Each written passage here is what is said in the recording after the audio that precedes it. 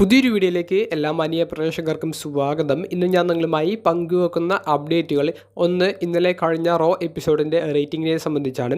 രണ്ടാമത്തേത് സാഷ ബാങ്ക്സിനെ സംബന്ധിച്ചും നമ്മൾ പ്രധാനപ്പെട്ട ഒരു അപ്ഡേറ്റായി നോക്കുന്നത് ട്രിപ്പിൾ എച്ച് TNA റെസ്ലിംഗ് വാങ്ങാനുള്ള ഒരു സാധ്യത ഉണ്ടോ എന്നുള്ളതിനെ സംബന്ധിച്ച് നിലവിൽ പുറത്തേക്ക് വരുന്ന വാർത്തകളെ സംബന്ധിച്ചും Dolph Ziggler New Japan Pro റെസ്ലിംഗിലേക്ക് എത്തിയതിനെ സംബന്ധിച്ചുമൊക്കെയാണ് കൂടുതൽ അപ്ഡേറ്റ്സും നമ്മൾ ഈ വീഡിയോയിലൂടെ പങ്കുവെക്കുന്നുണ്ട്. അപ്പോൾ നമുക്ക് അധികം ദീർഘിപ്പിക്കാതെ നേരെ വീഡിയോയിലോട്ട് കിടക്കാം. ഒന്നാമതായി പങ്കുവെക്കാനുള്ളത് ഏറ്റവും അവസാനമായി കഴിഞ്ഞ റോ എപ്പിസോഡിൻ്റെ റേറ്റിംഗിനെ സംബന്ധിച്ചാണ്. 1.7 മില്യൺ വ്യൂവർഷിപ്പ് ലഭിച്ചിട്ടുണ്ടായിരുന്നു എന്നാണ് നമുക്കിപ്പോൾ അറിയാൻ സാധിക്കുന്നത്. ഇതിന് മുൻപത്തെ റോ എപ്പിസോഡ് 2023 അവസാന റോ എപ്പിസോഡും ബെസ്റ്റ് ഓഫ് 2023 എന്ന സ്പെഷ്യൽ റോ എപ്പിസോഡും ആയിരുന്നു. അതിന് വളരെ കുറവ് വ്യൂവർഷിപ്പ് മാത്രമേ ലഭിച്ചിട്ടുള്ളൂ. അതായത് ഒരു ലൈവ് എപ്പിസോഡ് അല്ലാത്തത് കൊണ്ട് തന്നെ ആരാധകർ കൂടുതൽ ശ്രദ്ധ ആ ഒരു എപ്പിസോഡിന് കൊടുത്തിരുന്നില്ല. 2024 ആദ്യ Raw episode day 1 WWE Raw episode എന്നുള്ള ഒരു രീതിയിൽ വലിയ ഹൈപ്പ് കൊടുത്തിട്ടാണ് കൊണ്ടുവന്നത്. കൂടാതെ ഒരു മുൻ WWE ചാമ്പ്യൻ്റെ ഒരു അപ്പിയറൻസും കൂടി ഉണ്ട് എന്ന് പറഞ്ഞുകൊണ്ട് ആദ്യം ജിന്ദർ മഹാളിനെയും തുടർന്ന് ഹോളിവുഡിലെയും WWEയിലെയും മെഗാ സ്റ്റാറായ ദി റോക്കിനെ കൊണ്ടുവരുന്നത് നമുക്ക് കാണാൻ സാധിച്ചു. അപ്പോൾ ഓവറോൾ 3 മണിക്കൂറിന് 1.7 മില്യൺ വ്യൂവർഷിപ്പ് ലഭിച്ചപ്പോൾ റോക്കിൻ്റെ സെഗ്മെൻറ്റിന് 2 മില്യണിൽ അധികം വ്യൂവർഷിപ്പ് ലഭിച്ചു എന്നാണ് അറിയാൻ സാധിക്കുന്നത്. അതുപോലെ തന്നെ മെയിൻ ഇവൻറ്റിലെ സെത്ത് ഡ്രൂവിനെതിരെ ടൈറ്റിൽ ഡിഫെൻഡ് ചെയ്ത മത്സരത്തിൻ്റെ ആ ഒരു ഭാഗത്തിന് വലിയൊരു വ്യൂവർഷിപ്പ് ലഭിച്ചിട്ടുണ്ടായിരുന്നു എന്നാണ് നമുക്ക് അറിയാൻ സാധിക്കുന്നത്. അപ്പോൾ റോ എപ്പിസോഡിൻ്റെ വ്യൂവർഷിപ്പ് നല്ലതുപോലെ ഉയർന്നിട്ടുണ്ട് എന്നുള്ളൊരു അപ്ഡേറ്റ് ആണ് പങ്കുവെക്കാനുള്ളത്. രണ്ടാമത്തെ അപ്ഡേറ്റ് ഇന്ന് നടന്ന AEW ഡൈനാമിറ്റി വീക്കിലി എപ്പിസോഡിലൂടെ ഏദം കോളി എന്തുകൊണ്ട് MJFനെ ആക്രമിച്ചു അല്ലെങ്കിൽ ചതിച്ചു എന്നുള്ളതിന് കൃത്യമായിട്ടുള്ള ഒരു എക്സ്പ്ലനേഷൻ നൽകിയിട്ടുണ്ട്. ഏദം കോൾ പറയുന്നത് MJFനെ താൻ ആക്രമിച്ചില്ലെങ്കിൽ അല്ലെങ്കിൽ താൻ ചതിച്ചില്ലെങ്കിൽ MJF തന്നെ ആക്രമിക്കുകയോ ചതിക്കുകയോ ചെയ്യുമെന്നത് തനിക്ക് ഉറപ്പുള്ളത് കൊണ്ട് താൻ മുൻകൂട്ടി MJFനെ ചതിച്ചു എന്നാണ് ഏദം കോൾ പറയുന്നത്. അപ്പോൾ ഈ ഒരു റെസ്ലേഴ്സിനെ ഏദം കോളിൻ്റെ കൂടെ കൂട്ടാനുള്ള കാരണം ദി കിങ്ഡം എന്ന് പറയുന്ന ഗ്രൂപ്പുമായി ഏദം കോളിനൊരു ഹിസ്റ്ററി ഉണ്ട്. അത് ROH എന്ന് പറയുന്ന കമ്പനിയിൽ അവർ ഒരുമിച്ച് വർക്ക് ചെയ്തിട്ടുണ്ടായിരുന്നു. റോഡ്രിക് സ്ട്രോങ്ങുമായിട്ടുള്ളൊരു ഹിസ്റ്ററി ഏദം കോളിനുണ്ട്. അത് WWEയിൽ അൺഡിസ്പ്യൂട്ടഡ് എറ എന്ന് പറയുന്ന ഏദം കോളിൻ്റെ ഗ്രൂപ്പിലെ തന്നെ ഒരു അംഗമാണ് എന്നുള്ളൊരു നിലയിലാണ്. വാർഡ്ലോയെ ഈ ഒരു ഗ്രൂപ്പിലേക്ക് കൊണ്ടുവന്നത് വാർഡ്ലോ MJFൻ്റെ കൂടെ മുൻപ് ഉണ്ടായിരുന്ന റെസ്ലറാണ്. കൂടാതെ MJFും വാർഡ്ലോയും തമ്മിലുള്ള ചെറിയൊരു സ്റ്റോറിയും അവർ മുൻപ് നടത്തിയിട്ടുണ്ടായിരുന്നു. അപ്പോൾ വാർഡ്ലോയ്ക്ക് MJFിനെതിരെ പോകാനുള്ള ഒരു അവസരം ആണ് താൻ കൊടുക്കുന്നത് എന്നുള്ളത് കൊണ്ടാണ് വാർഡ്ലോയെയും കൂടി താൻ ഇപ്പോൾ ഈ ഒരു ഗ്രൂപ്പിലേക്ക് ആഡ് ചെയ്തത് എന്നാണ് ഏദം കോൾ പറയുന്നത്. അപ്പോൾ MJF ഏദം കോളിൻ്റെ ആ ഒരു ഫ്രണ്ട്ഷിപ്പിന് കൂടുതൽ പ്രാധാന്യം നൽകിയില്ല. അദ്ദേഹം ടൈറ്റിൽ ഡിഫൻസുകൾക്കാണ് പ്രാധാന്യം നൽകിയത്. തൻ്റെ കാലിന് ഇപ്പോഴും ഇഞ്ചുറി പറ്റിയിട്ടിരിക്കുന്നത് അത് MJFനെ സഹായിക്കാൻ വേണ്ടി താൻ ശ്രമിച്ചപ്പോൾ തനിക്ക് പറ്റിയതാണ്. അപ്പോൾ MJF തങ്ങളുടെ ഫ്രണ്ട്ഷിപ്പിന് കൂടുതൽ വില നൽകാത്തത് കൊണ്ട് MJFനെ താൻ ആക്രമിച്ചു. MJF ഇനി തിരികെ വരില്ല എന്നുള്ളതാണ് ഏദം കോൾ പറയുന്നത്.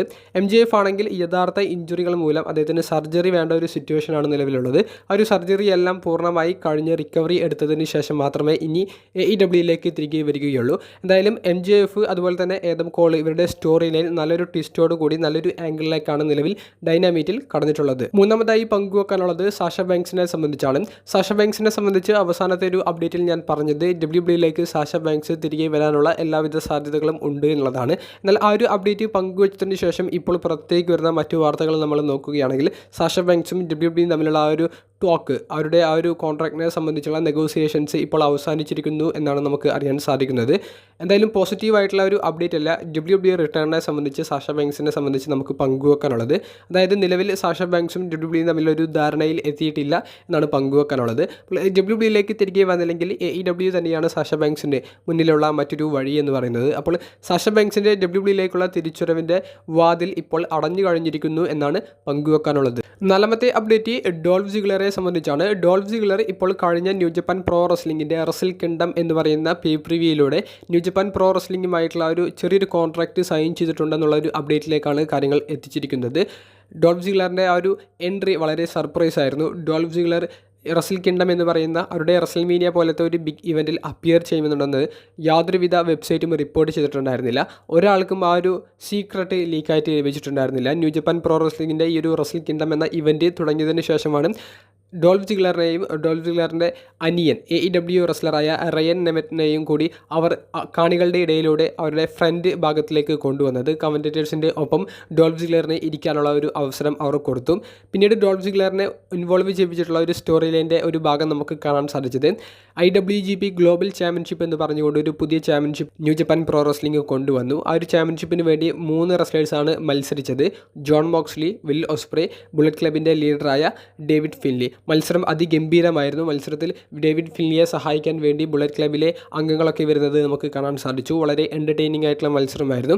ആ ഒരു മത്സരത്തിൽ ജോൺ മോക്സ്ലി, വിൽ ഓസ്പ്രേ തുടങ്ങിയവർ പരാജയപ്പെടുന്നതാണ് നമുക്ക് കാണാൻ സാധിച്ചത്. അങ്ങനെ ഡേവിഡ് ഫിൻലി ആദ്യമായിട്ടും ഈ ഒരു മത്സരത്തിലും IWGP ഗ്ലോബൽ ചാമ്പ്യൻ ആകുന്നതുമാണ് നമുക്ക് കാണാൻ സാധിച്ചത്. അങ്ങനെ സെലിബ്രേറ്റ് ചെയ്തുകൊണ്ട് അദ്ദേഹം ബാക്ക് സ്റ്റേജിലേക്ക് പോകുന്ന സമയത്ത് ഡോൾഫ് സിഗ്ലറിനോട് 1-2 പറഞ്ഞ് വാക്ക് തർക്കം ഉണ്ടാകുന്നുണ്ട്. അവിടെ നിന്ന് ആദ്യം ഡോൾഫ് സിഗ്ലറിനെ ഡേവിഡ് ഫിൻലി തള്ളുന്നുണ്ട്. പിന്നീട് ഇവർ തമ്മിലുള്ള ചെറിയൊരു ബ്രൗളാണ് നടക്കുന്നത്. അവിടേക്ക് മറ്റ് സെക്യൂരിറ്റീസൊക്കെ വന്ന് ഇരു റെസ്ലേഴ്സിനെയും മാറ്റി നിർത്തുന്നുണ്ട്. പിന്നീട് ബാക്ക് സ്റ്റേജിലും ഇൻ്റർവ്യൂവിൻ്റെ ഇടയിലും ഇരു റെസ്ലേഴ്സും തമ്മിലുള്ള ഒരു ഫൈറ്റ് നടന്നതായിട്ട് നമുക്ക് അറിയാൻ സാധിക്കുന്നുണ്ട്. അവിടെ ആ ഒരു ഇൻ്റർവ്യൂവിൽ ഡോൾഫ് സിഗ്ലർ പറയുന്നത് താൻ ഇവിടെ വന്നത് പ്രത്യേകിച്ച് യാതൊരുവിധ ലക്ഷ്യവും ഇല്ലാതെയാണ്. പക്ഷേ ഇപ്പോൾ ഗ്ലോബൽ ചാമ്പ്യൻഷിപ്പിന് തനിക്കൊരു മാച്ച് വേണമെന്നുള്ളത് തൻ്റെ മനസ്സ് പറയുന്നുണ്ട്. അതുകൊണ്ട് ഞാൻ ഈ ഒരു ചാമ്പ്യൻഷിപ്പിനെ ചലഞ്ച് ചെയ്യാൻ സാധ്യത ഉണ്ടെന്ന് പറഞ്ഞുകൊണ്ട് അത് ടൈറ്റിൽ പൊക്കി കാണിക്കുന്നുണ്ട്. അപ്പോൾ Dolph Ziggler New Japan Pro റെസ്ലിംഗുമായി ഒഫീഷ്യലി വലിയൊരു കോൺട്രാക്റ്റ് സൈൻ ചെയ്തു എന്നുള്ളൊരു വാർത്തയൊന്നും പുറത്തേക്ക് വരുന്നില്ല. പക്ഷേ ചെറിയൊരു രീതിയിൽ short time deal New Japan Pro റെസ്ലിംഗുമായി ഡോൾഫ് സിഗ്ലർ നിലവിൽ സൈൻ ചെയ്തിട്ടുണ്ട്. അദ്ദേഹത്തിൻ്റെ സഹോദരൻ റയൻ നെമറ്റ് ഡോൾഫ് സിഗ്ലറിൻ്റെ കൂടെ ഉള്ളത് കൊണ്ട് തന്നെ AEWയിലേക്ക് ഡോൾഫ് സിഗ്ലർ പോകാനുള്ള സാധ്യതകൾ വളരെ കൂടുതലാണെന്ന് പറയേണ്ടി വരും. അപ്പോൾ ഡോൾഫ് സിഗ്ലറിൻ്റെ നെക്സ്റ്റ് പ്ലാൻ ചോദിച്ചെന്ന കൂട്ടുകാർക്ക് ഇതാണ് എനിക്ക് പങ്കുവെക്കാനുള്ളത്. ന്യൂ ജപ്പാൻ പ്രോ റെസ്ലിംഗിന് വേണ്ടി ഒരു മത്സരമെങ്കിലും ഡോൾഫ് സിഗ്ലർ കളിക്കുമെന്നുള്ളത് ഉറപ്പാണ്. ജോൺ മോക്സ്ലിയെ സംബന്ധിച്ച് നമ്മൾ നോക്കുകയാണെങ്കിൽ തുടർച്ചയായിട്ടുള്ള ചാമ്പ്യൻഷിപ്പ് മത്സരങ്ങളിൽ AEWയിലും ന്യൂ ജപ്പാൻ പ്രോ റെസ്ലിംഗിലും ജോൺ മോക്സ്ലി നിരന്തരമായി പരാജയപ്പെടുന്നതാണ് നമുക്ക് കാണാൻ സാധിക്കുന്നത്. ജോൺ മോക്സ്ലിയെ സംബന്ധിച്ച് അദ്ദേഹത്തിൻ്റെ കരിയർ ഡൗൺഫോളിലേക്കാണോ എന്നുള്ളത് ഒരു വലിയൊരു സംശയം പോലെ ഉയർന്നു വരുന്ന ഒരു ചോദ്യമായി മാറിയിരിക്കുന്നു. അവസാനമായി പങ്കുവെക്കാനുള്ളത് ട്രിപ്പിൾ എച്ച് TNA റെസ്ലിംഗിനെ വാങ്ങിയോ എന്നുള്ളതിനെ സംബന്ധിച്ചാണ്. കഴിഞ്ഞ 2 ദിവസമായി ഇപ്പോൾ സോഷ്യൽ മീഡിയയിൽ വലിയൊരു ചർച്ചയായി നടക്കുന്നത് TNA റെസ്ലിംഗുമായി WWE വലിയൊരു അനൗൺസ്മെൻറ്റ് നടത്താൻ പോകുന്നു എന്നുള്ളതാണ്. അപ്പോൾ ഇത്തരത്തിലുള്ള ഒരു വാർത്ത വരാൻ കാരണം നാളെ രാവിലെയോടുകൂടി ട്രിപ്പിൾ എച്ച് ഒരു മേജർ അനൗൺസ്മെൻറ്റ് പങ്കുവെക്കുന്നുണ്ട് എന്നുള്ളത് ഒരു WWE പ്രോഗ്രാമിന് വേണ്ടിയിട്ടുള്ള ഒരു അനൗൺസ്മെൻറ്റ് പോലെ WWE പങ്കുവച്ചിട്ടുണ്ടായിരുന്നു. അപ്പോൾ ആ ഒരു ട്രിപ്പിൾ എച്ചിൻ്റെ അനൗൺസ്മെൻറ്റ് അത് WWE അല്ലെങ്കിൽ ട്രിപ്പിൾ എച്ച് TNA റെസ്ലിംഗിനെ വാങ്ങിച്ചു എന്നുള്ള വലിയൊരു ബിഗ് ന്യൂസ് ആയിരിക്കുമെന്നാണ് എല്ലാവരും റിപ്പോർട്ട് ചെയ്യുന്നത്. എന്നാൽ ഇപ്പോൾ PW ഇൻസൈഡർ എന്ന വെബ്സൈറ്റ് റിപ്പോർട്ട് ചെയ്യുന്നത് അനുസരിച്ചാണെങ്കിൽ, ഏറ്റവും ട്രൂത്ത്ഫുൾ ആയിട്ടുള്ള ഒരു സോഴ്സ് റിപ്പോർട്ട് ചെയ്യുന്നത് അനുസരിച്ചാണെങ്കിൽ നാളത്തെ ട്രിപ്പിൾ എച്ചിൻ്റെ ആ ഒരു അനൗൺസ്മെൻറ്റ് അത് TNA റെസ്ലിംഗുമായി ബന്ധപ്പെട്ടിട്ടുള്ള യാതൊരുവിധ അനൗൺസ്മെൻറ്റും അല്ല എന്നാണ് നമുക്ക് അറിയാൻ സാധിക്കുന്നത്. അപ്പോൾ എന്ത് അനൗൺസ്മെൻ്റ് ആണെന്നുള്ളത് PW ഇൻസൈഡറിനും എവിടെ നിന്നും അറിയാൻ സാധിച്ചിട്ടില്ല. കൂടെ ഇപ്പോൾ പുറത്തേക്ക് വരുന്ന മറ്റ് അപ്ഡേറ്റുകളിൽ കുറച്ച് വ്യക്തികൾക്ക് മാത്രമേ ട്രിപ്പിൾ എച്ചിൻ്റെ അനൗൺസ്മെൻറ്റിനെ കുറിച്ച് അറിയുള്ളൂ എന്നുള്ളത് നമുക്ക് കേൾക്കാൻ സാധിക്കുന്നുണ്ട്. അപ്പോൾ അതിനർത്ഥം അത് കുറച്ചും കൂടി ഒഫീഷ്യലായിട്ടുള്ള അതുപോലെ തന്നെ കുറച്ചും കൂടി കാര്യപ്പെട്ട ഒരു അനൗൺസ്മെൻ്റ് ആണ് എന്നുള്ളതാണ്. അപ്പോൾ അത് എന്ത് എന്നുള്ളത് നാളത്തെ ട്രിപ്പിൾ എച്ച് അനൗൺസ് ചെയ്യുന്നതിലൂടെ മാത്രമേ നമുക്ക് അറിയാൻ സാധിക്കുകയുള്ളൂ. എന്തായാലും TNA റെസ്ലിംഗ് നിലവിൽ WWE വാങ്ങാനുള്ള ഒരു സാധ്യതയില്ല. ഇത്തരത്തിലുള്ള ഒരു വാർത്ത വരാനുള്ള കാരണം WWEയും എൻഡെവർ എന്ന് പറയുന്ന കമ്പനിയും കൂടി മെർജ് ചെയ്ത് TKO എന്ന് പറയുന്ന കമ്പനി തുടക്കം കുറിച്ചത്. അപ്പോൾ TKOയ്ക്ക് കീഴിലാണ് WWE എന്ന് പറയുന്ന കമ്പനിയിലുള്ളത്. അപ്പോൾ ഈ ഒരു കമ്പനിക്ക് ഒപ്പം മെർജ് ചെയ്ത എൻഡെവർ എന്ന് പറയുന്ന ഈ ഒരു കമ്പനി TNA പ്ലസ് എന്ന് പറയുന്ന TNAയുടെ ഒരു സ്ട്രീമിംഗ് സൈറ്റ്, അതായത് TNA റെസ്ലിംഗിൻ്റെ അവരുടെ പേപ്പർ വ്യൂസും മാച്ചസും അതുപോലെ തന്നെ ഇൻ്റർവ്യൂസും ഒക്കെ സ്ട്രീം ചെയ്യുന്ന ഒരു ഓൺലൈൻ വെബ്സൈറ്റ് അവർ ഏറ്റെടുത്തിട്ടുണ്ട്. അപ്പോൾ എൻഡെവർ എന്ന് പറയുന്ന കമ്പനിയുടെ വെബ്സൈറ്റിൽ TNA പ്ലസ് എന്ന് പറയുന്ന മറ്റൊരു വെബ്സൈറ്റും കൂടി ആഡ് ചെയ്തുകൊണ്ട് അവർ തമ്മിലുള്ള ചെറിയൊരു ഡീല് ഉണ്ടാക്കിയിട്ടുണ്ട്. അപ്പോൾ ഇത്തരത്തിലുള്ള ഒരു വാർത്ത കുറച്ച് നാളുകൾക്ക് മുൻപ് വന്നതാണ്. അപ്പോൾ ആ ഒരു വാർത്തയും ട്രിപ്പിൾ എച്ചിൻ്റെ ഈ ഒരു അനൗൺസ്മെൻറ്റും കൂടി കൂട്ടിച്ചേർത്തുകൊണ്ടാണ് ആളുകൾ ട്രിപ്പിൾ എച്ച് അല്ലെങ്കിൽ WWE എന്ന് പറയുന്ന കമ്പനി TNA റെസ്ലിംഗിനെ വാങ്ങാൻ പോകുകയാണ് എന്നുള്ളൊരു രീതിയിലേക്കുള്ള വാർത്തകൾ പരത്തിയത്. പക്ഷേ അതിന് പിറകിൽ യാതൊരുവിധ സത്യാവസ്ഥയും ഇല്ല എന്നാണ് നമുക്ക് പങ്കുവെക്കാനുള്ളത്. വീഡിയോ സംബന്ധിച്ചുള്ള നിങ്ങളുടെ അഭിപ്രായങ്ങൾ കമൻറ്റ് ബോക്സിൽ ഒന്ന് രേഖപ്പെടുത്തുക. അപ്പോൾ അടുത്തൊരു വീഡിയോയുമായി കാണുന്നത് വരെ ബൈ.